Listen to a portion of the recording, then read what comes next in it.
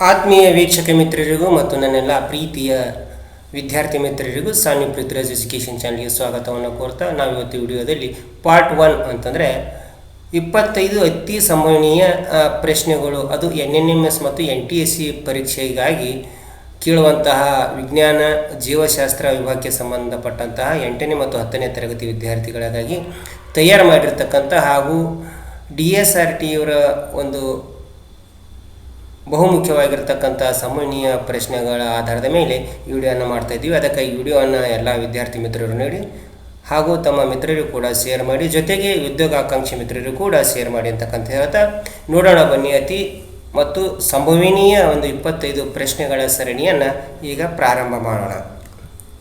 ಪ್ರಶ್ನೆ 1, ವಯಸ್ಸಾದ ಮತ್ತು ದುರ್ಬಲವಾದ ತಮ್ಮದೇ ಜೀವಕೋಶಗಳನ್ನು ಲೈಸೋಜೋಮ್ಗಳು ನಾಶಗೊಳಿಸುತ್ತವೆ, ಏಕೆಂದರೆ ಇದರಲ್ಲಿರುವ ಕಿಣ್ವವು 1 ಜಲವಿಭಜಕ, 2 ರಿಸರ್ವ್ ಟ್ರಾನ್ಸ್ಕ್ರಿಪ್ಟೇಸ್, 3 ಪೆಪ್ಸಿನ್, 4 ಟ್ರಿಪ್ಸಿನ್. ಸರಿಯಾದ ಉತ್ತರ ಆಪ್ಷನ್ 1 ಜಲ ವಿಭಜಕ. ಪ್ರಶ್ನೆ 2, ವೈರಸ್ಗಳಿಗೆ ಸಂಬಂಧಪಟ್ಟಂತೆ ತಪ್ಪಾದ ಹೇಳಿಕೆ. ಆಪ್ಷನ್ 1 ಇವುಗಳು ಕೇವಲ ಸಸ್ಯ ಅಥವಾ ಪ್ರಾಣಿ ಕೋಶಗಳಲ್ಲಿ ಮಾತ್ರ ಬೆಳೆಯಬಹುದು. ಆಪ್ಷನ್ 2 ಇವುಗಳು ಸ್ವತಂತ್ರವಾಗಿ ಬೆಳೆಯಬಲ್ಲದು. 3 ಇವುಗಳಿಗೆ ತಮ್ಮದೇ ಆದ ಚಯಾಪಚಯ ವ್ಯವಸ್ಥೆಯ ಕೊರತೆ ಇದೆ. ಆಪ್ಷನ್ 4 ಇವುಗಳು ಅತಿಥೇಯ ಜೀವಕೋಶಗಳು ಅವಲಂಬಿಸಿವೆ. ಸರಿಯಾದ ಉತ್ತರ ಆಪ್ಷನ್ 2 ಇವುಗಳು ಸ್ವತಂತ್ರವಾಗಿ ಬೆಳೆಯಬಲ್ಲದು. ಪ್ರಶ್ನೆ 3, ಡಾರ್ವಿನ್ನರ ಸಿದ್ಧಾಂತದ ಅತಿ ದೊಡ್ಡ ಲೋಪವೆಂದರೆ. ಆಪ್ಷನ್ 1 ಅತಿ ಸಂತಾನ ಸಾಮರ್ಥ್ಯ. ಆಪ್ಷನ್ 2 ಅರ್ಹ ಜೀವಿಯ ಉಳಿವು. ಆಪ್ಷನ್ 3 ಉಳಿವಿಗಾಗಿ ಹೋರಾಟ. ಆಪ್ಷನ್ 4 ಭಿನ್ನತೆಗಳು. ಸರಿಯಾದ ಉತ್ತರ ಆಪ್ಷನ್ 2 ಅರ್ಹ ಜೀವಿಯ ಉಳಿವು. ಪ್ರಶ್ನೆ 4, ಸರ್ಕಾರವು ವನ್ಯ ಪ್ರಾಣಿಗಳ ಬೇಟೆಯನ್ನು ನಿಷೇಧಿಸಿರುವುದು ಇದಕ್ಕೆ ಸಹಾಯವಾಗುತ್ತದೆ. ಆಪ್ಷನ್ 1 ಪ್ರವಾಸೋದ್ಯಮವನ್ನು ಪ್ರೋತ್ಸಾಹಿಸುವಲ್ಲಿ. ಆಪ್ಷನ್ 2 ಪ್ರಾಣಿಗಳಿಗೆ ಆಹಾರ ಒದಗಿಸುವಲ್ಲಿ. ಆಪ್ಷನ್ 3 ಜೀವ ವೈವಿಧ್ಯವನ್ನು ಕಾಪಾಡುವಲ್ಲಿ.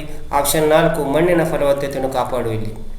ಸರಿಯಾದ ಉತ್ತರ ಆಪ್ಷನ್ 3 ಜೀವ ವೈವಿಧ್ಯವನ್ನು ಕಾಪಾಡುವಲ್ಲಿ. ಪ್ರಶ್ನೆ 5, ಕಲ್ಲಿದ್ದಲು ಮತ್ತು ಅವುಗಳ ಕಾರ್ಬನ್ ಪ್ರಮಾಣದ ಸರಿಯಾದ ಹೊಂದಾಣಿಕೆ. Column A 1 anthracite, 2 lignite, 3 peat, 4 bituminous. Column B A 40%ಗಿಂತ ಕಡಿಮೆ, ಬಿ ಸುಮಾರು 40%, ಸಿ ಸುಮಾರು 80%, ಡಿ 50ರಿಂದ 65%. Option 1 1 D, 2 B, 3 A, 4 C. Option 2 1 A, 2 B, 3 C, 4 D. Option 3 1 D, 2 A, 3 B, 4 C. Option 4 1 C, 2 D, 3 B, 4 A. ಸರಿಯಾದ ಉತ್ತರ option 4 1 C, 2 D, 3 B, 4 A. ಪ್ರಶ್ನೆ 6, ಹಸಿರು ಸಸ್ಯಗಳ ದ್ಯುತಿಸಂಶ್ಲೇಷಣೆ ಕ್ರಿಯೆಯಿಂದ ಉಂಟಾದ ಸಂಪನ್ಮೂಲ. ಆಪ್ಷನ್ 1 ಪಳೆಯುಳಿಕೆ ಇಂಧನಗಳು. ಆಪ್ಷನ್ 2 ವನ್ಯಜೀವಿಗಳು. ಆಪ್ಷನ್ 3 ಖನಿಜಗಳು. ಆಪ್ಷನ್ 4 ಅರಣ್ಯಗಳು. ಸರಿಯಾದ ಉತ್ತರ ಆಪ್ಷನ್ 1 ಪಳೆಯುಳಿಕೆ ಇಂಧನಗಳು. ಪ್ರಶ್ನೆ 7, ಖನಿಜಗಳು ಉಂಟಾಗಲು ಕಾರಣ. ಆಪ್ಷನ್ 1 ದ್ಯುತಿಸಂಶ್ಲೇಷಣೆ ಪ್ರಕ್ರಿಯೆಗಳು. ಆಪ್ಷನ್ 2 ವಾತಾವರಣ ಪ್ರಕ್ರಿಯೆಗಳು. ಆಪ್ಷನ್ 3 ಭೂಗರ್ಭ ಪ್ರಕ್ರಿಯೆಗಳು. ಆಪ್ಷನ್ 4 ಶೀತಲೀಕರಣ ಪ್ರಕ್ರಿಯೆಗಳು. ಸರಿಯಾದ ಉತ್ತರ ಆಪ್ಷನ್ 3 ಭೂಗರ್ಭ ಪ್ರಕ್ರಿಯೆಗಳು. ಆಪ್ಷನ್ 8, ಕಿರುಕೋಶ ಕೇಂದ್ರವು ಪ್ರೋಟೀನ್ನ ಸಂಶ್ಲೇಷಣೆಯಲ್ಲಿ ಪಾಲ್ಗೊಳ್ಳುತ್ತದೆ, ಏಕೆಂದರೆ ಇದರಲ್ಲಿ ಆವೃತವಾಗಿರುವ ಕಣದಂಗ. Option 1 lysosome. Option 2 ribosome. Option 3 mitochondria. Option 4 centriole. ಸರಿಯಾದ ಉತ್ತರ ಆಪ್ಷನ್ 2 ರೈಬೋಜೋಮ್. ಪ್ರಶ್ನೆ 9, ಇವುಗಳಲ್ಲಿ ಕೆಂಪು ರಕ್ತ ಕಣದ ಒಂದು ಗುಣ. ಆಪ್ಷನ್ 1 ಕೋಶ ಕೇಂದ್ರ ಸಹಿತ ಹಾಗೂ ಅಮೀಬಾ ಆಕಾರ. ಆಪ್ಷನ್ 2 ಕೋಶ ಕೇಂದ್ರ ಸಹಿತ ಹಾಗೂ ದುಂಡಾಕಾರ. ಆಪ್ಷನ್ 3 ಕೋಶ ಕೇಂದ್ರ ರಹಿತ ಹಾಗೂ ಅಮೀಬಾ ಆಕಾರ. ಆಪ್ಷನ್ 4 ಕೋಶ ಕೇಂದ್ರ ರಹಿತ ಹಾಗೂ ದ್ವಿನಿಮ್ನ ಆಕಾರ. ಸರಿಯಾದ ಉತ್ತರ ಆಪ್ಷನ್ 4 ಕೋಶ ಕೇಂದ್ರ ರಹಿತ ಹಾಗೂ ದ್ವಿನಿಮ್ನ ಆಕಾರ. ಪ್ರಶ್ನೆ 10, ಗ್ಲುಕೋಸ್ನ ಉತ್ಕರ್ಷಣೆ ನಡೆಯುವ ಜೀವಕೋಶದ ಭಾಗ. Option 1 mitochondria. Option 2 centriole. Option 3 lysosome. Option 4 endoplasmic reticulum. ಸರಿಯಾದ ಉತ್ತರ ಆಪ್ಷನ್ 1 ಮೈಟೋಕಾಂಡ್ರಿಯಾ. ಪ್ರಶ್ನೆ 11, ಜೀವಕೋಶದ ಗಾತ್ರವನ್ನು ಸೂಚಿಸಲು ಸಾಮಾನ್ಯವಾಗಿ ಮೈಕ್ರಾನ್ ಅನ್ನು ಬಳಸುತ್ತೇವೆ. 1 ಮೈಕ್ರಾನ್ ಅಂದರೆ option 1 0.01 mm. Option 2 0.1 mm. Option 3 0.001 mm. Option 4 0.0001 mm. ಸರಿಯಾದ ಉತ್ತರ ಆಪ್ಷನ್ 3 0.001 mm. ಪ್ರಶ್ನೆ 12, ಬಣ್ಣ ಕೊಡುವ ವರ್ಣಕಗಳಿಲ್ಲದ ಪ್ಲಾಸ್ಟಿಡ್ಗಳು. ಆಪ್ಷನ್ 1 ಕ್ರೋಮ್ಪ್ಲಾಸ್ಟ್ಗಳು. ಆಪ್ಷನ್ 2 ಲ್ಯೂಕೋಪ್ಲಾಸ್ಟ್ಗಳು. ಆಪ್ಷನ್ 3 ಕ್ಲೋರೋಪ್ಲಾಸ್ಟ್ಗಳು. ಆಪ್ಷನ್ 4 ಅಮೈನೋಪ್ಲಾಸ್ಟ್ಗಳು. ಸರಿಯಾದ ಉತ್ತರ ಆಪ್ಷನ್ 2 ಲ್ಯೂಕೋಪ್ಲಾಸ್ಟ್ಗಳು. ಪ್ರಶ್ನೆ 13, ವರ್ಗೀಕರಣ ಶಾಸ್ತ್ರಜ್ಞರು ಮತ್ತು ಅವರು ಪ್ರತಿಪಾದಿಸಿದ ಸಾಮ್ರಾಜ್ಯದ ಸರಿಯಾದ ಹೊಂದಾಣಿಕೆಯು column A 1 Carolus Linnaeus, 2 Ernst Haeckel, 3 Copeland, 4 Robert Whittaker.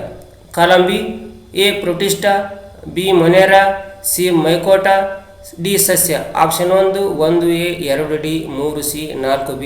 Option 2 1B 2C 3D 4A. Option 3 1C 2B 3D 4A. Option 4 1D 2A 3B 4C. ಸರಿಯಾದ ಉತ್ತರ option 4 1D 2A 3B 4C. ಪ್ರಶ್ನೆ 14, ಮಾನವನನ್ನು ಪ್ರೈಮೇಟ್ ಗಣಕ್ಕೆ ಸೇರಿಸಿದ್ದಾರೆ ಏಕೆಂದರೆ ಆಪ್ಷನ್ 1 ಮುಂಗಾಲುಗಳು ಹಿಂಗಾಲುಗಳಿಗಿಂತ ಚಿಕ್ಕದಾಗಿದೆ. Option 2 ಸ್ತನ್ಯ ಗ್ರಂಥಿಗಳನ್ನು ಹೊಂದಿರುವುದರಿಂದ. Option 3 ದ್ವಿನೇತ್ರ ದೃಷ್ಟಿ ಇರುವುದರಿಂದ. Option 4 ವಿಶಾಲವಾದ ಕಪಾಲವನ್ನು ಹೊಂದಿರುವುದರಿಂದ. ಸರಿಯಾದ ಉತ್ತರ ಆಪ್ಷನ್ 3 ದ್ವಿನೇತ್ರ ದೃಷ್ಟಿ ಇರುವುದರಿಂದ.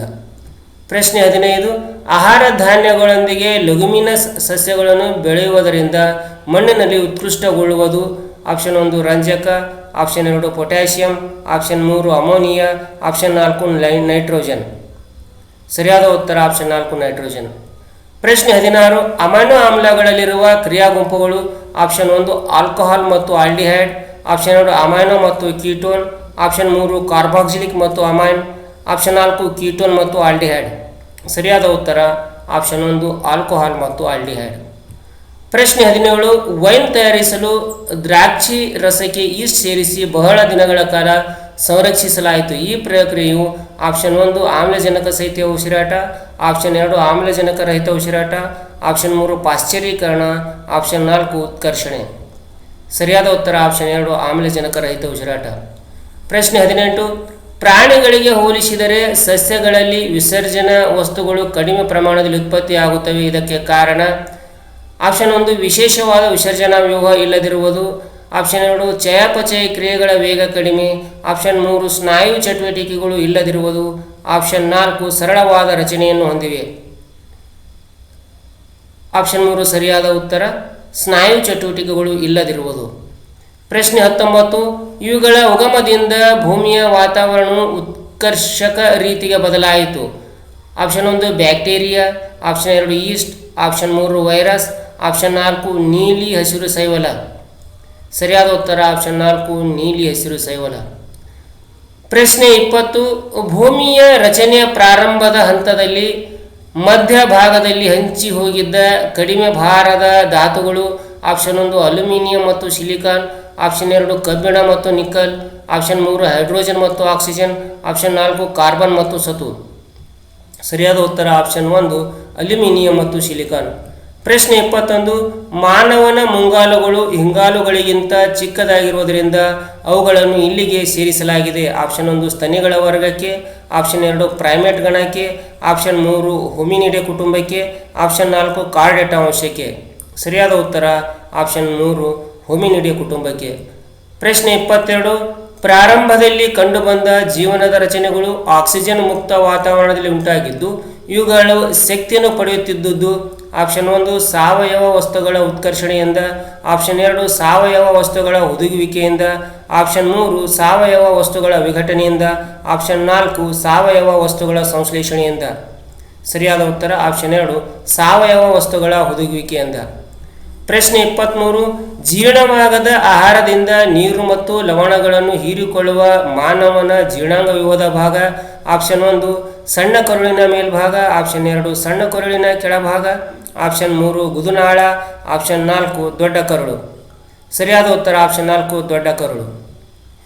ಪ್ರಶ್ನೆ 24, ಹಾಲ್ಡೇನ್ರವರು ಸಮುದ್ರಗಳ ನೀರನ್ನು ತೆಳುವಾದ ಸೂಪ್ ಎಂದರು ಏಕೆಂದರೆ ಆಪ್ಷನ್ 1 ಸರಳ ಸಾವಯವ ಸಂಯುಕ್ತಗಳನ್ನು ಒಳಗೊಂಡಿದ್ದವು, ಆಪ್ಷನ್ 2 ಸಂಕೀರ್ಣ ಸಾವಯವ ಸಂಯುಕ್ತಗಳನ್ನು ಒಳಗೊಂಡಿದ್ದವು, ಆಪ್ಷನ್ 3 ಸಂಕೀರ್ಣ ನಿರವಯವ ಸಂಯುಕ್ತಗಳನ್ನು ಒಳಗೊಂಡಿದ್ದವು, ಆಪ್ಷನ್ 4 ಸರಳ ನಿರವಯವ ಸಂಯುಕ್ತಗಳನ್ನು ಒಳಗೊಂಡಿದ್ದವು. ಸರಿಯಾದ ಉತ್ತರ ಆಪ್ಷನ್ 2 ಸಂಕೀರ್ಣ ಸಾವಯವ ಸಂಯುಕ್ತಗಳನ್ನು ಒಳಗೊಂಡಿದ್ದವು. ಪ್ರಶ್ನೆ 25, ಪ್ರಾಚೀನ ಭೂಮಿಯಲ್ಲಿ ಜೀವಿಗಳ ಉಗಮ ಸಾಧ್ಯವಾಗದಿರಲು ಕಾರಣ ವಾತಾವರಣವು ಆಪ್ಷನ್ 1 ಉತ್ಕರ್ಷಕ ರೀತಿಯಾಗಿತ್ತು, ಆಪ್ಷನ್ 2 ಆಕ್ಸಿಜನ್ ಅಣುವನ್ನು ಹೊಂದಿತ್ತು, ಆಪ್ಷನ್ 3 ಅಪಕರ್ಷಕ ರೀತಿಯಾಗಿತ್ತು.